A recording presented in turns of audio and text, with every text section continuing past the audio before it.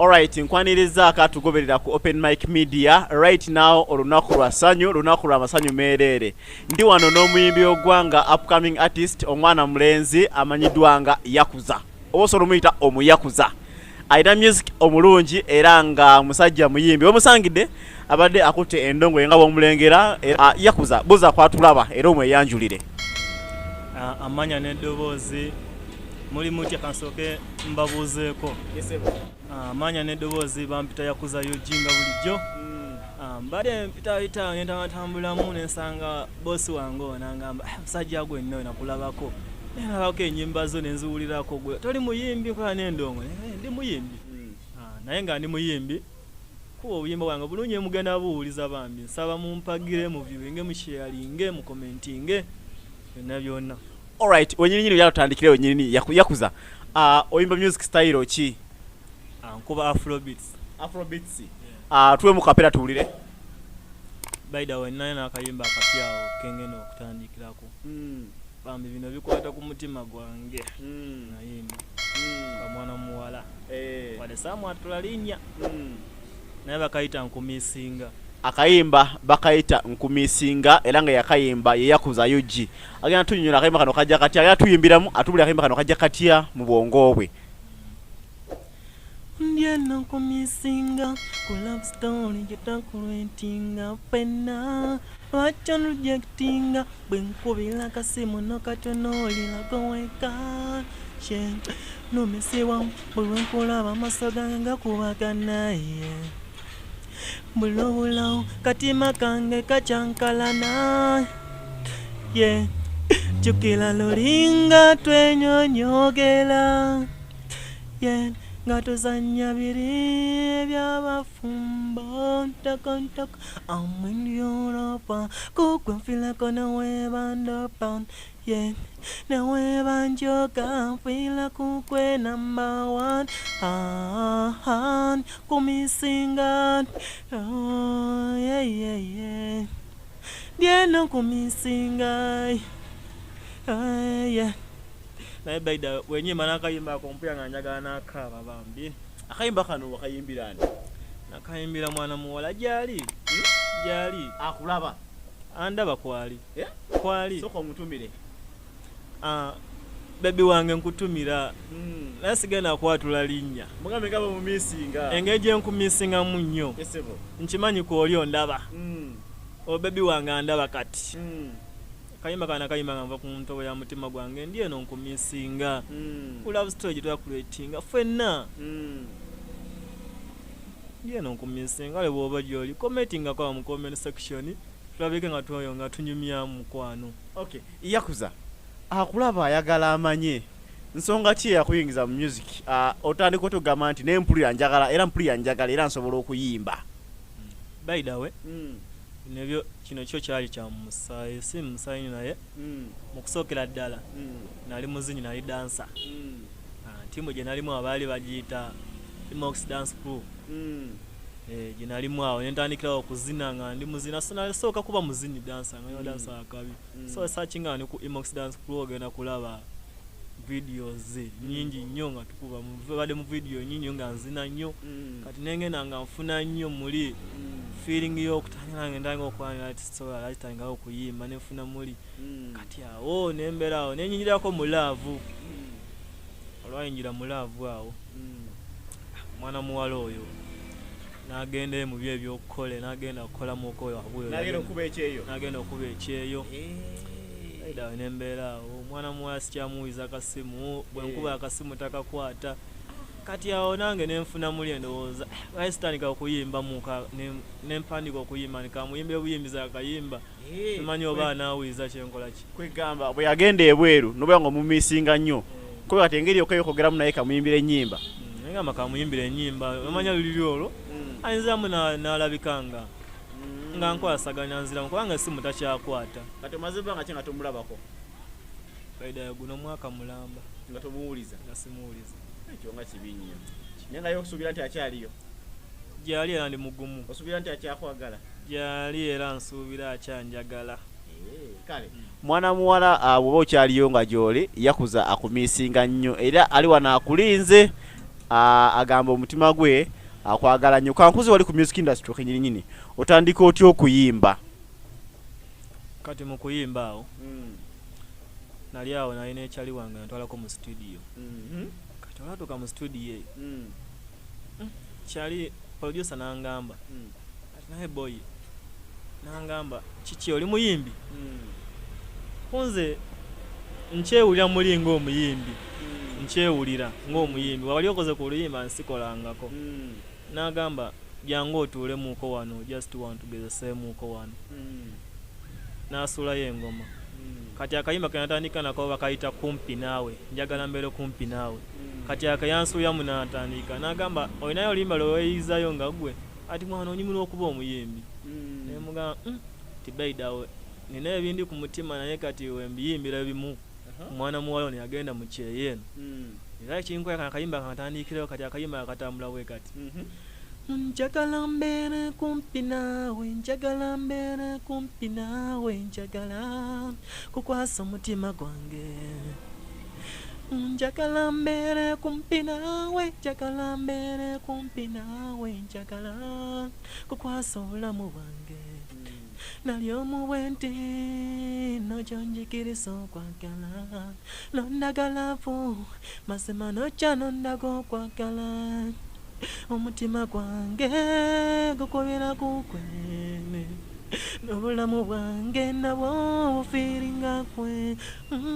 Mukwano nze nkwagala nawe ndi wane mu mukwano kubaganya obufaananyi nga tusaddeyo abalongo.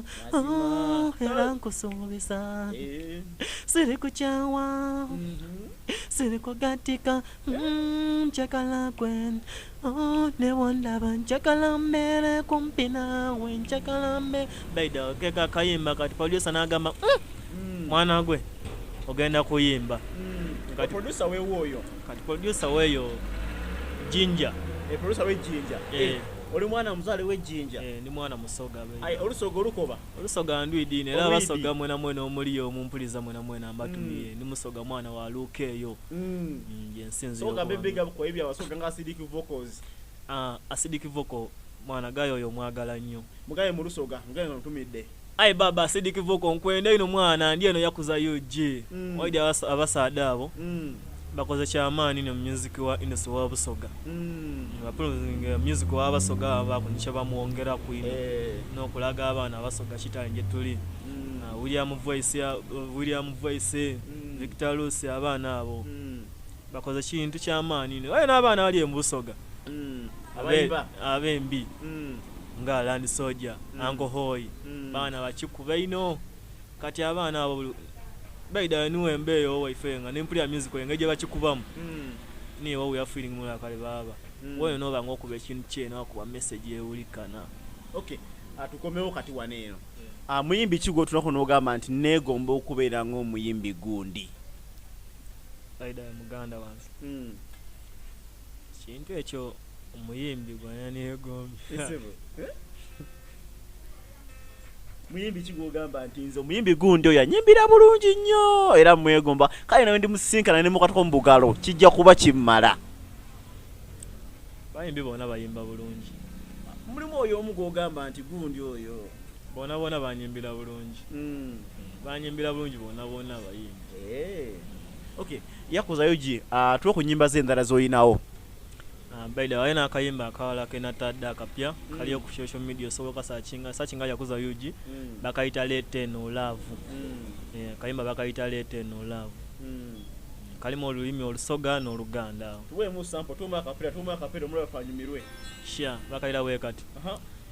Yeko mwana bulinde gwemba kobanga ku onelabiza n'abandi bona yewe nkanze nja kwenda siku mukwano gompeire oli mulungi baby gandi niwe tiyo yabalala kankuwane kuba yekwe owange oluberera alinsalira balongo nse kwesonse omukwano oli kibunomu Lete no love oli kibunamu leta leta lete no love yeah yagwa basinga leta leta lete no love yeah yagwa basinga leta leta lete no love sengamba wantu kan pula sala za wenkulaba laba paka betunda na chilako gwe atetunda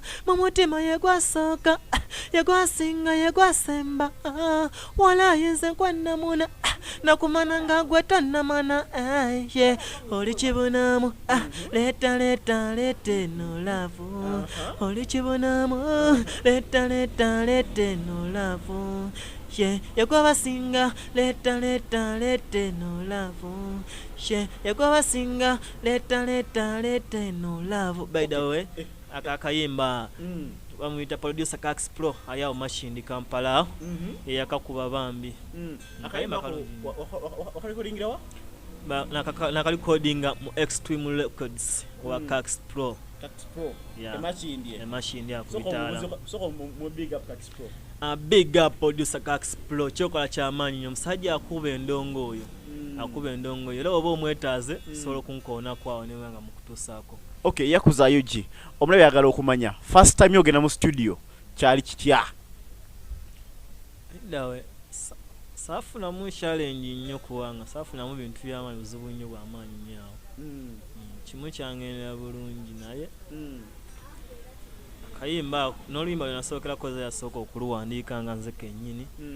Nendaba nengamba ebitu bwebeera bwe binyuma ni ku story yange enkwatako bweti bwebeera bwe kibeera nga nkikoze kisobola okuyitawo message nenkwasaganya ku muntu wange ali akuba ekyeyo kadama nga nabeera nga akiwulira baida wane kibeera nga nendaba nga kikwasaganya kati nali ndi awo nentambulamuko nenga nentyako mu studio Extreme Records ya Cax Pro nemugamba baida wane n'omwana muwala gw'eminsinga naye nkoze ntya nkuba akasimu takola ki takyakwata akatulina butunulize ngamba nawandikako oluyimba awo naye simanyi balwa mutuukako nengamba oba onyambako just nonkwasaganyako akayimba awo nokampandikira kati Cax Pro n'agamba tokitya ngenda kuwandikirayo akayimba kati yampandika akayimba kabayita nkumisinga musajja wamaanyi lwayita mulungi nnyo Cax Pro ketwasose nako yakawandika nkumisinga n'akampandikira n'agamba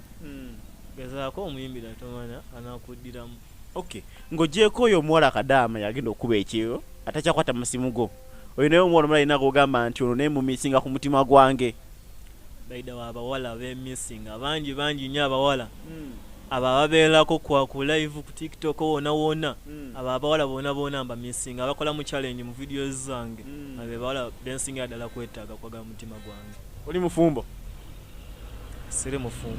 Okay, bw'obeera wakuwasa mukazi oyagala kuwasa mukazi ng'afaanana atya mu describing? Omukazi oyo ayagala kyendi nange gwempinza okwagala okuwasa oyo mukazi ayagala kyendi. Twogere ku mukyala endabika y'omukyala oyagala kuwala mukazi muddugavu mweru munene muwanvu mumpi. Sifaayo ku mukazi nti oba alina nnyaki baira kaisabeera n'empisa kyekikulu kaisabeera n'empisa nga muntu mulamu eri abazadde mugonvu so okumpa ekitiibwa nga bwondaba beera oyo omukazi ogamba neetaaga. Cax Yuji akulaba asuubire ki mu music? Asuubire ki butono tugamba nti myaka 2 ansuubira ngenda banyina hit ekkuba ey'amaanyi andaba asuubire ekyamaanyi ekijja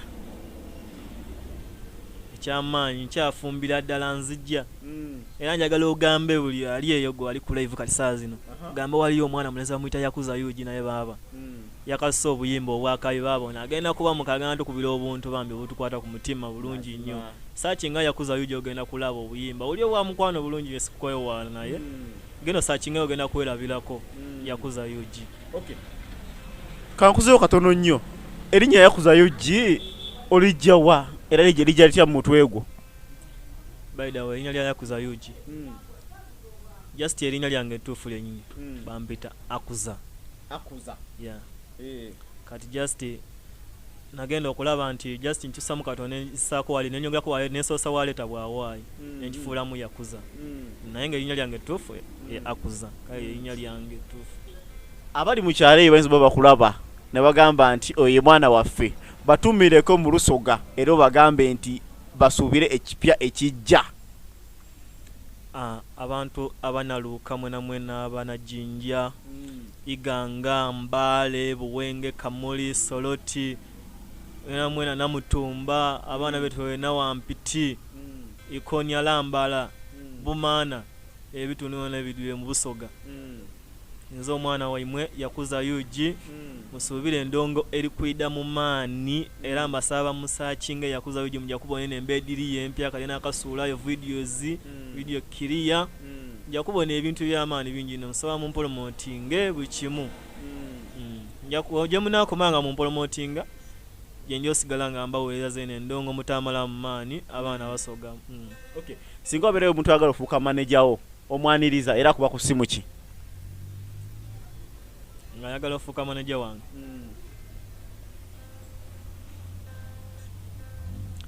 okuba ku namba y'essimu 070 70 55 79 1. Okay, yakuzanga tumaliriza omulabi musiibule n'akayimba kamuyimbire mu akayimba nga omusiibula abakulu abayimbire mu akayimba nga obasiibula.